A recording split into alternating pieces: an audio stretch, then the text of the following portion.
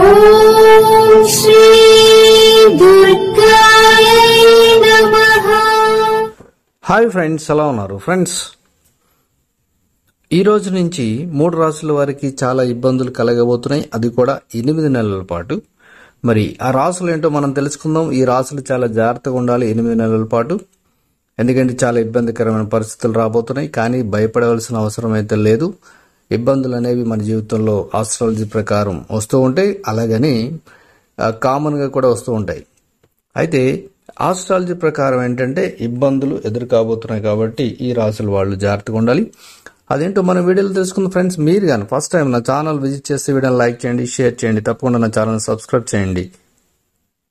Subscribe చేసుకున్న గంటను all అని కొట్టండి. నేను చేసే ప్రతి వీడియో మీకు నోటిఫికేషన్లు వచ్చేస్తుంది.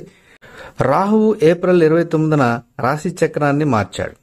రాహువు 18 సంవత్సరాలు 7 నెలల తర్వాత 12 ఏప్రిల్ 2022న మేషరాశిలోకి ప్రవేశించాడు.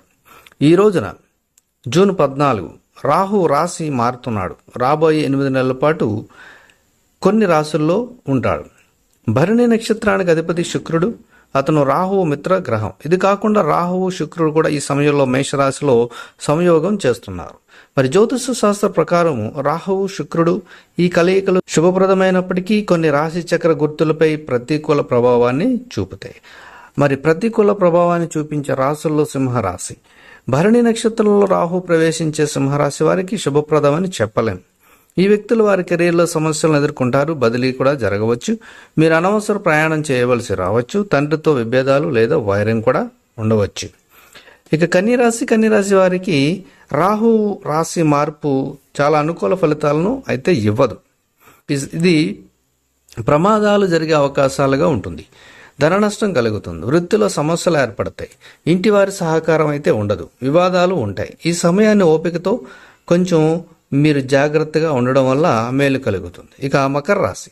రాహు స్థానంలో మార్పు వల్ల మకర రాశి జీవితంలో అనేక సమస్యలు ఎదురవుతాయి. మీరు జీవితంలోని వివిధ రంగాలలో పోరాడి రావాల్సి అవసరం కూడా కనిపిస్తుంది. కెరీర్ కష్టంగా ఉంటుంది, అలాగే మీ ఆఫీసులో సమస్యలు, ఒత్తిడి ఎదుర్కోవాల్సి ఉంటుంది. కాబట్టి ఈ 3 రాశుల వారికి మరి రాబోయే 8 నెలలు కొంచెం జాగ్రత్తగా ఉంటే సరిపోతుంది.